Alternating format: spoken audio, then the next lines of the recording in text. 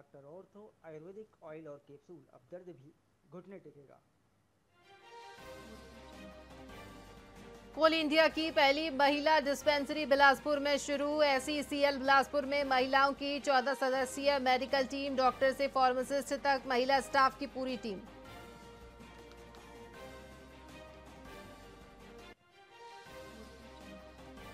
छत्तीसगढ़ के government medical college NMC के test में फेल होने के बावजूद कॉलेज को मिली मान्यता। 4 महीने बाद दोबारा होगा रिव्यू।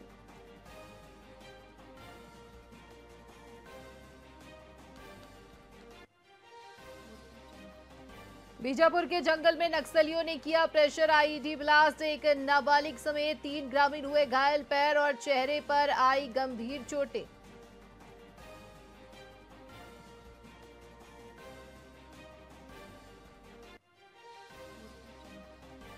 कांग्रेस ने भाजपा मंत्री की सुरक्षा बढ़ाने की मांग की। मनेन्द्रगढ़ में कानून व्यवस्था को लेकर कांग्रेस चिंतित। कांग्रेस ने SP को सौंपा सुरक्षा संबंधी ज्ञापन।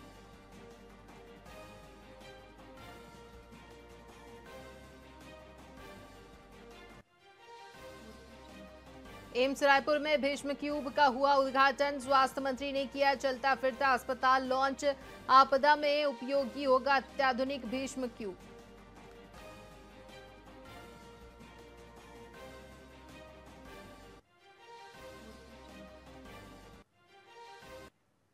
नमस्कार, स्वागत है आपका VIP न्यूज में। मैं हूं आपके साथ आयुषी सुनवानी। रुक करेंगे खबरों की ओर।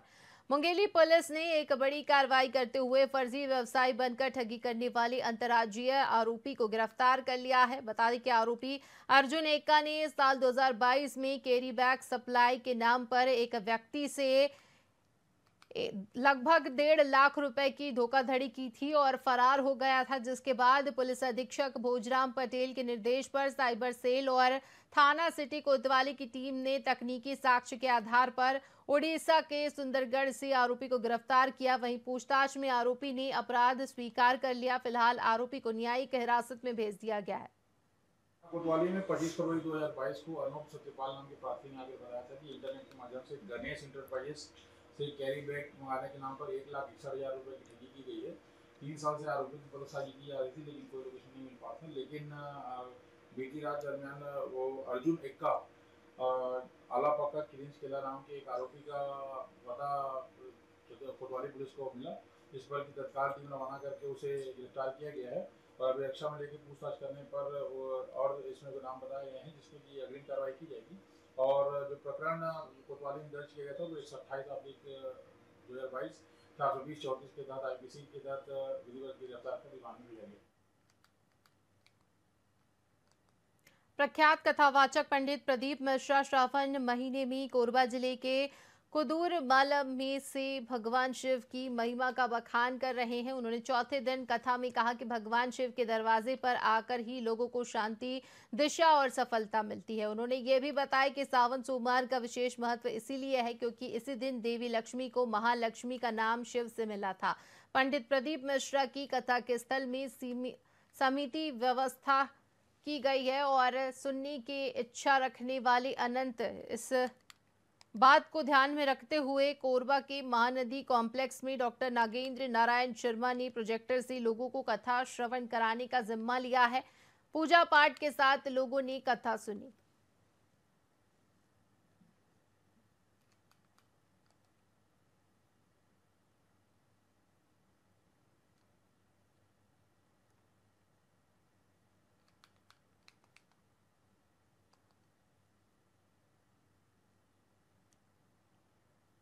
छत्तीसगढ़ विधानसभा में आज से मानसून सत्र की शुरुआत हुई। सत्र का पहला दिन काफी हंगामेदार रहा। सत्र के दौरान पूर्व मुख्यमंत्री भूपेश बघेल ने अपने कार्यकाल की योजनाओं के बारे में जानकारी ली।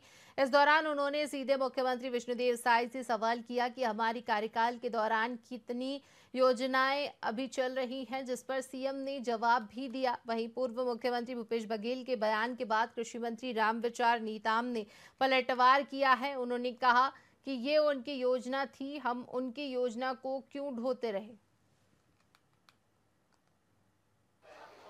अरे भाई, उनकी सरकार थी, वो अपनी योजना चलाए, उनकी योजना को हम क्यों ढोते रहेंगे। हमें जनहित में, प्रदेश के हित में, प्रदेश के बेहतरी के लिए, बेहतर बनाने के लिए यहाँ के जो जरूरत होगी उसके आधार पे हम अपना काम कर रहे हैं। अब राजीव न्याय योजना तो बात करेंगे कि बाकी योजना के बारे में बात करेंगे, तो गोधन न्याय योजना और क्या क्या योजना उनका था जो सिर्फ कागजों तक सिमट के रह गया, कागजों में रहा, तमाम तरह के भ्रष्टाचार का भेंट चढ़ गया। हालांकि विष्णुदेव साय से मैंने पूछा था कि दिसंबर 2018 से जून 2023 के बीच पूर्ववर्ती सरकार के द्वारा आरंभ कौन कौन सी योजनाएं बंद किया गया है और कौन सी योजनाएं जारी है, ये उसका उत्तर है, मुझे दिया गया। और बहुत मज़ेदार बात ये है कि सरकार ये कह रही है 15 नंबर कृषि विभाग, राजीव गांधी किसान न्याय योजना जारी है, गोधन न्याय योजना जारी है। छत्तीसगढ़ विधानसभा के मानसून सत्र के पहले दिन खाद बीज संकट का मुद्दा प्रमुखता से उठाया गया। नेता प्रतिपक्ष डॉक्टर चरणदास महंत ने विधानसभा में इस संकट पर चर्चा की, जिससे किसान समुदाय में बढ़ती चिंताओं को उजागर किया गया। इस मुद्दे पर विपक्ष ने स्थगन प्रस्ताव लाया, लेकिन कृषि मंत्री रामविचार नेताम ने स्थिति स्पष्ट करते हुए कहा कि सरकार किसानों को उर्वरकों के संतुलित उपयोग के लिए जागरूक कर रही है और वैकल्पिक खाद के उपयोग की जानकारी भी दी रही है। सदन में विपक्ष के हंगामे के कारण कार्रवाई 5 मिनट के लिए स्थगित की गई और ये मामला विधानसभा में गर्मा गर्म बहस का कारण बना।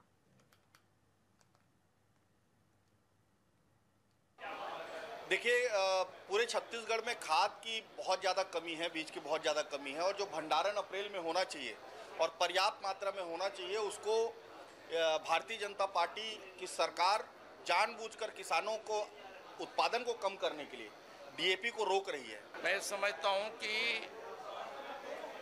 विपक्ष का एक कर्तव्य है, धर्म है, अपना विपक्ष का धर्म निभा रहे हैं, लेकिन धर्म निभाने के आड़ में गलत बयानबाजी करना, मैं समझता हूं कि लोकतांत्रिक जो मर्यादा है उसके विपरीत है, और विपक्ष को जो वस्तु स्थिति है उसके आधार पे जरूर ही बात रखनी चाहिए, उनका अधिकार है।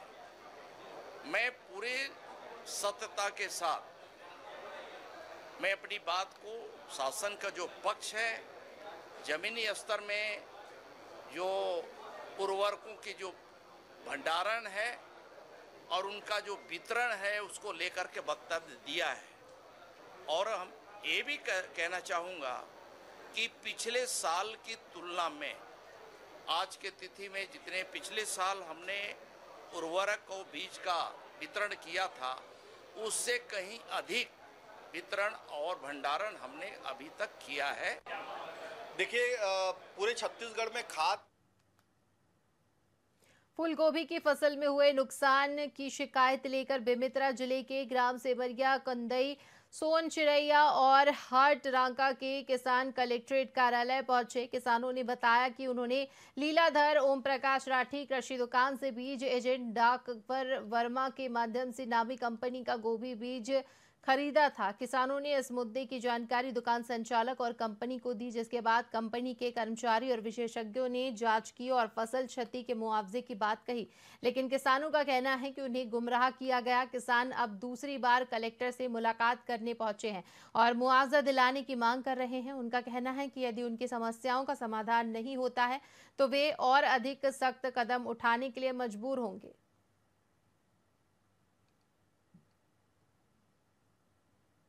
नाम रविंद्र रजक है, मैं ग्राम सेमरिया निवासी हूँ। मैं गोभी लगा रहे हैं एडवांटा सुपर शीघ्र, जिनमें पूरा बर्बादी कगार में, मतलब पूरा खराब बीज लदे तरीके से, और हम इला डाकुअर के माध्यम से राठी जी यहाँ है बेमेतरा, अनिल राठी से कुछ नाम है, कान राठी भाई बुला देते ना, ओम प्रकाश लीलाधर राठी उखरी यहाँ से मंगवाए रहे, जिनमें गारंटी के साथ बीज लदरी से लेकर के एक्सपायर बीज और पूरा फूल खराब हो गए। हम सब किसान मिल के ना कलेक्टर ऑफिस आए रहे, जेकर समस्या के निवारण करे बा, तो दूसरा बार हो गए, तब अभी तक कोई जवाब नहीं मिली से। ताकि हमला एकर पर हम एकर से चाहतन कि हमला मुआवजा कुछ दिवा सकें। गांव से क्या नाम है, क्या समझ? मोर नाम खिलेश है, मैं कंदई गांव से आया हूँ। मैं यहाँ गोभी के बीजा लीलाधर राठी यहाँ से ले रही हूँ। वो गोभी के बीजा एडवांटा नाम के सुपर सीड है, बोला हमन लगाए के बाद में फूल बिल्कुल नहीं आई। जाके हमारे खेत ला देख सकते हो, भाई अधिकारी कर्मचारी जिन भी हो। नाम बेमेतरा जिला मुख्यालय स्थित शासकीय पीजी कॉलेज में स्थापना दिवस के अवसर पर विशेष मतदाता जागरूकता शिविर आयोजित किया गया। इस कार्यक्रम में जिले के जिला निर्वाचन अधिकारी और कलेक्टर रणवीर शर्मा मुख्य अतिथि के रूप में उपस्थित रहे। कार्यक्रम का उद्देश्य 18 वर्ष पूर्ण कर चुके प्रथम वर्ष के छात्र छात्राओं को मतदाता सूची में नाम जुड़वाने और कटवाने की प्रक्रिया के बारे में जानकारी प्रदान करना था। कलेक्टर ने नए मतदाताओं को मजबूत लोकतंत्र में अपनी भूमिका निभाने के लिए प्रेरित किया। स्वीप कार्यक्रम के तहत आज पीजी कॉलेज में कार्यक्रम रखा गया था। इसमें जो बच्चे 18 साल के हो गए हैं और उनको जो है नए मतदाता के रूप में रजिस्ट्रेशन करवाना था, उसके लिए आज ये कार्यक्रम रखा गया था और इसमें बड़ी संख्या में विद्यार्थी उपस्थित हुए और मुझे लगता है कि सभी को जो 18 वर्ष से ऊपर के हो गए हैं भारतीय नागरिक हैं, उनको अपना वोटर आईडी बनवाना चाहिए और सभी मतदानों में उन्हें अपने निर्धारित मतदान केंद्रों में जाके अपने मत का सदुपयोग करना। स्वीप कार्यक्रम के तहत आज पीजी कॉलेज में कार्यक्रम रखा गया था। इसमें